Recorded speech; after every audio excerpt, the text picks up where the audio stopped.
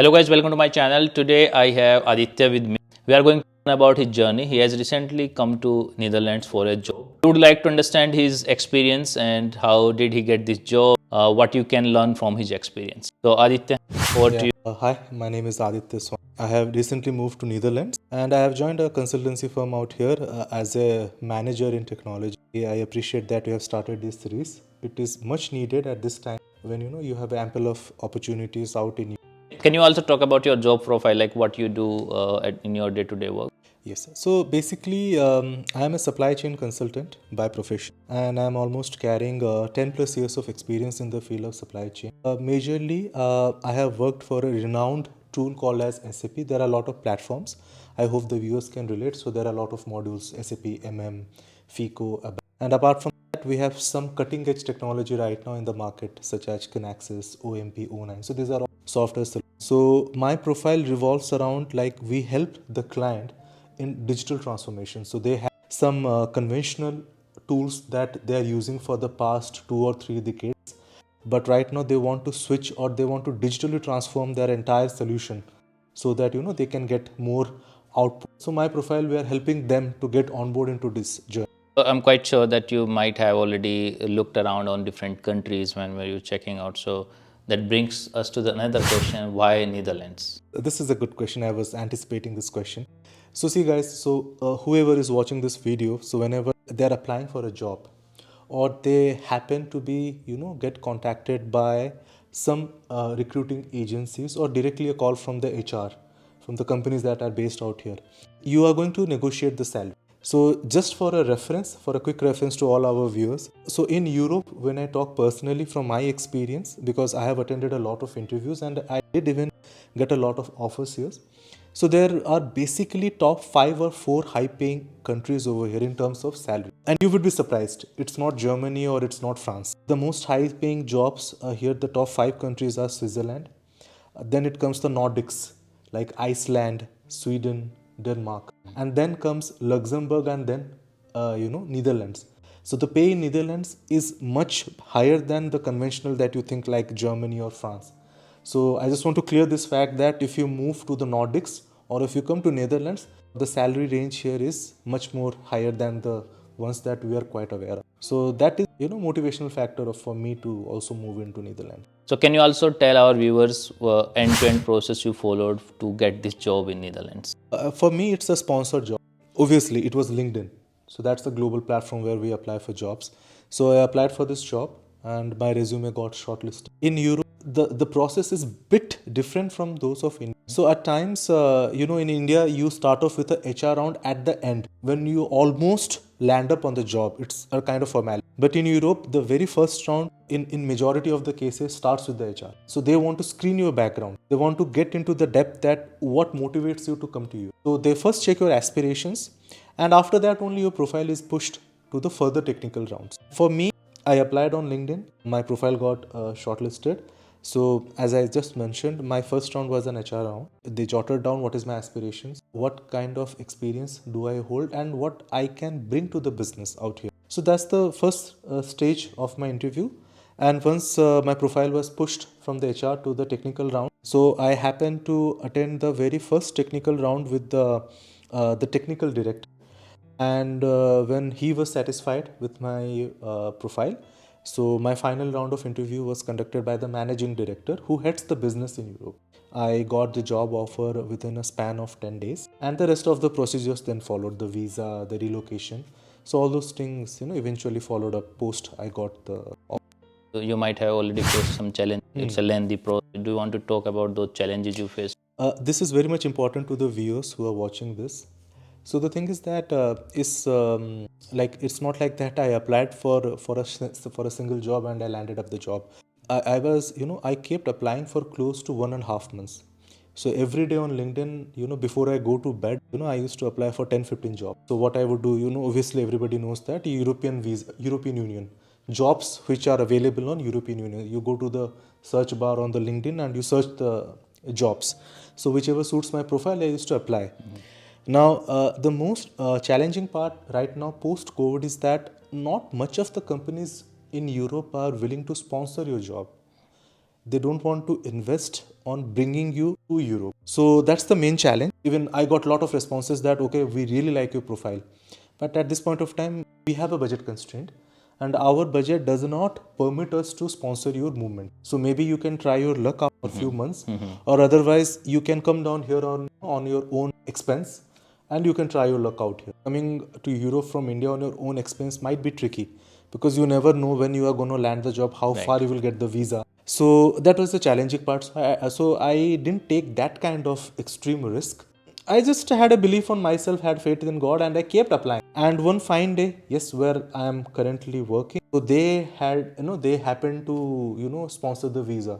So they were looking at a profile, and I fit the bill.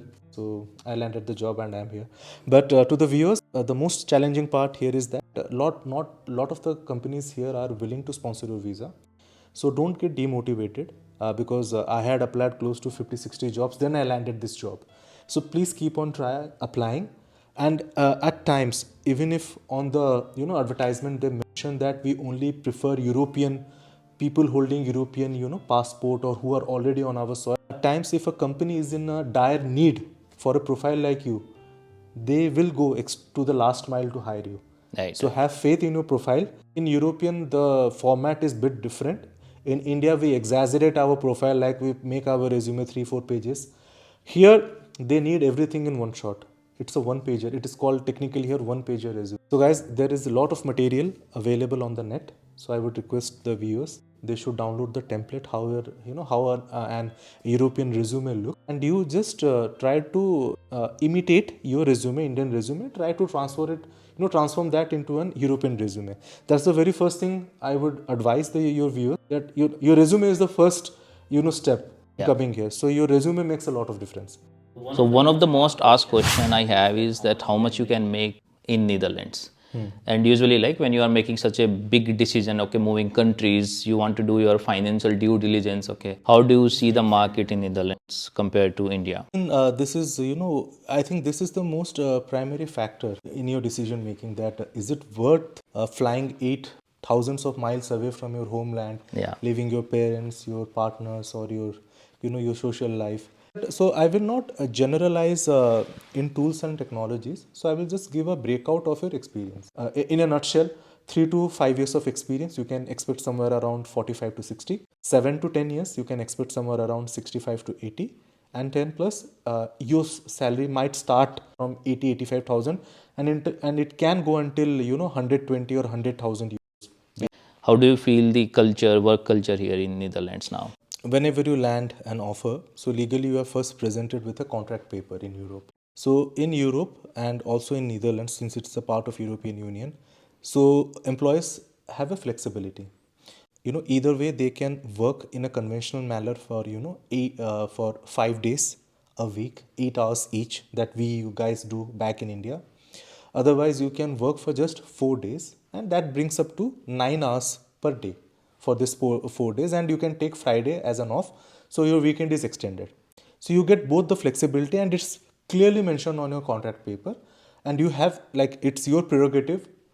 Prior coming to Netherlands, I had small stints, like prior to COVID, I have worked in European, like I have worked in Germany, I have worked in Czech Republic for some European firms. So I'm pretty much well acquainted. I had a background how the work culture is out here. So even though you are working for 8 hours, the client or the stakeholder to whom you are serving, they're pretty much focused. They know what they want. Yeah. And they give you very practical timeline. So in my experience, if you're working for 8 hours, you're not stretching yourself. I have seen companies, I have seen teams out here, they meet the stipulated deadline within the time frame. Nobody overshoots here. So at the end of the day, it also brings how efficiently you manage your time. I will extend my answer to your question. So I happened to attend my newcomers, or officially called so-called induction program. So we had 5 speakers. So we had 5 sections, and we had 5 speakers. In India, it's all about presentation. This is our company. This is what we are doing. This is our culture. No racism. Whatever good stuff they will tell you. They speak business. Here I saw a very different picture. So all the speakers who came to the dais, the very first thing they will introduce, my name is so and so, I'm married to this or that. I have a kid. Tomorrow I have planned I will take him for lunch, dinner. I will take him or her to museum. I want to see him growing. So every speaker out here talked about his or her kid for 5 minutes. So this shows that in Europe, family comes first. Coming back to the topic, like if somebody wants to move here in Netherlands, and I'm sure that many people would like to try it out, the route you have taken. Typically, the question comes, right? Okay, fine, I want to try out, but I'm not aware about the visa processes and how it should happen for me. Do you want to talk about that as well? Like, what was the visa process for you? See, there are three conventional ways of coming to Europe, or making a switch from your homeland to some other country. It may be Europe or US or whatever. So the very first conventional way, it's a pretty popular one. We all know it's called on-site. If your company is only sponsoring your movement where you are working, so visa, everything, all this stuff will be taken care by your parent company. It will have a validity for 1 or 2 years, and as per the need of the project, if your client also wants you here, if your project or your stakeholder wants you here, that visa will keep on extending. So this on-site, another technical jargon is called intra-company transfer. The second way of coming here, it is not a conventional way, but I see that for the last 10 years this method has been in fashion. So this is something called as self sponsorship. That means a person is investing his own money. Yes, so he's applying for a job seeker visa. So you get a permit for 6, 7 or 8 months. You get a liberty, you come to Europe or you come to UK, you can stay there, and you have 8 months or 7 months of time to figure out a job and settle there and get a residence permit.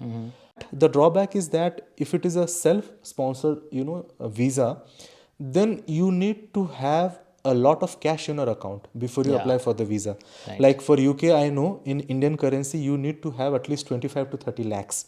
Plus you have to furnish your last 5 or 6 years of ITR. So anybody who has that kind of patience and who has a backup if something goes wrong, still he has some kind of backup, he or she is most welcome to do take this way. And the third, the last method of coming over here is the one through which I came. This is called a sponsor job. I found the job on LinkedIn. I applied for the job. I got interviewed. I was selected. So I came here on a HSM visa called as highly skilled migrant. So this is one kind of visa in Netherlands. I am on HSM visa. All the obligations were all the expense of applying for the visa, flight tickets, settling down here, relocation, everything is borne by the company. The last way through which I came, it gives you a lot of confidence because you have a contract in place. Some company is bearing your cost. Yeah. So it's a win-win situation for you. Moving to my next question is, how do you see the expenses here compared to the money you earn? See, in Netherlands, the most expensive part is the housing. Either you buy a home or you take on rent. So suddenly the way I came here, I landed here a month back. So for me, it's not possible to buy a home right away. Or I need to also have a good depth of the market situation here. I should be that much acquainted with the marketing, with the the housing. What is the proper rate? Am I not paying exaggerated value? I should know the best value, where to invest, what is the perfect timing. So for all to gain all those knowledge, it will take time. So people who are coming here, I think for the first 6 months, their only by default option is to take a home on rent. And here rent, like I'm subletting, I'm staying with my friend, and I end up paying 700 euros per month for a very small room. People who are planning to move here with your family, and on top of that, if you have kids, you at least need a 1.5 to 2 BHK. So if it is 1.5 to 2 BHK, I think the rent will be somewhere. It starts from 1700 euros, and I'm quoting 1700 euros except gas and electricity bill. So in a nutshell, I think if you make it round, a person who is moving here with his family, he will end up paying close to 2000 euros to fulfill all the obligations of the home. And since I told, I have already given the breakup. For 3 to 5 years, it's somewhere between 45 to 60. 7 to 10, it's around 60 to 80, and plus 10 years of experience, it starts from 80, 85. So in context, let me talk about myself, since I'm carrying more than 10 years of experience, and I assume a person who is moving with his family, he might be carrying also 10 years of experience. So in that case, I think if you have been offered a contract which starts from a base salary of 80,000 euros gross per year, congratulations to you. The good news is that you make up the top 5% earning group of this country. If you are earning more than 80,000 euros gross salary, you are in the top 5% of earning people over here. So in that case, I think you can pretty well save 1,000 to 1,200 euros after paying all the obligations. And I assume that your wife is a homemaker, she is not earning, and your kid is going to school. With all those assumptions also, I can figure out that, and I'm just talking from my experience because I have a lot of colleagues who are staying here with their families and their kids are going to the internet, not even Dutch school, they are going to international schools where the annual fees is close to 6,000 to 7,000 euros. So still they end up saving close to 1,000 euros here easily. Do you see that this saving is substantial compared to the moment, the hassle you create around moving the countries? I think it's more about perception. You will find a lot of people on Reddit, people on Quora. They will ask question, how much is the equivalent of 30 lakhs in euros? This is a very common question you will get on Reddit and Quora. So don't fall for it. Somebody will tell the 30 lakhs in India is close to 1 crore in Europe. Might be true on paper. When I'm talking about 30 lakhs, it's not that all persons who are doing some job hopping they end up getting 30 lakhs. Even 30 lakhs bracket also only 10% of the entire 100% of the work population is making in India. In order to earn 30 lakhs, you need to have at least a decade long experience here. Exception is where you're from IIM or IIT or MIT, it's a different thing. Yeah. But we are talking at general graduates. Majority of the people are from normal backgrounds. They're not IITians or IIM grads. So for them, in order to earn 30 lakhs also, it might take more than 10 years. But here, if you get a break in Europe, let's take an example of 7 to 10 years, which I quoted, you might end up making somewhere from 65,000 to 80,000. Yeah. 65,000 to 80,000, 1 euro is 90 rupees. Rather than spending 10 years, 3 years you have saved, and 3 years prior, compared to India, you have started saving 1 lakh per month here. I think it all depends on your timing, how soon you are able to make a move to Europe. Right. What are the other things you consider other than the monetary benefits coming here? Hybrid model is done. Everybody is switching back to office 5 days a week. You TCS, Infosys, you name those companies, they're asking their employees to go back. Now it depends. Like in Netherlands, talking about in Netherlands, my office where I stay, my office is 32 kilometers away from my home, but still I make to my office within 40 minutes. You imagine covering 32 kilometers in a city like Bangalore or Mumbai. It will take you more than 90 minutes, even in bus. So here public transport is solid. Like they have done the design and networking in such a way that they ensure that a person or an employee is not constrained thinking about how I'm going to reach. Is my time going to be wasted on the no? So that's the first thing which I find, that even you have to go to offices, it is not a big deal for you because the transit is very smooth. Second thing here, what you can say is that you can plan your evening. Like, I'm not defaming my country, India. It's just that back in India, until the 11th hour, we didn't know what plans to make in the evening because we don't know when I'm going to shut down the laptop. That's the first thing. Here, by the time it's 3 o'clock on your clock, you know what time I'm going to reach your home. So, in the afternoon post lunch over here also, you can make your plans. And I do see that in the offices. People meet, greet during the lunch hour, and they make plans for the evening. Where to go, what to do, what to learn, what to read, where to try some new food. So your planning is one aspect that you can plan something for yourself. So I think these two things are, for me, if you ask about me, travel time and planning. Do I have time for myself or not? Okay, last but not the least, the question is about India is a very big economy right now. I mean, our Prime Minister is talking about that it's become 5 trillion in upcoming years. And I do see that there are a lot of companies moving to India and we have a very big market. Still, you made a switch to a different country. Why this change? So even I was asked this question during the interview. See, the thing is that I do agree the point that all the jobs are moving to India. But please focus on this term called moving. Still, 95% of the jobs are offshored or outsourced jobs to India. India is a service-based economy. So people or the businesses were offshoring the process to India.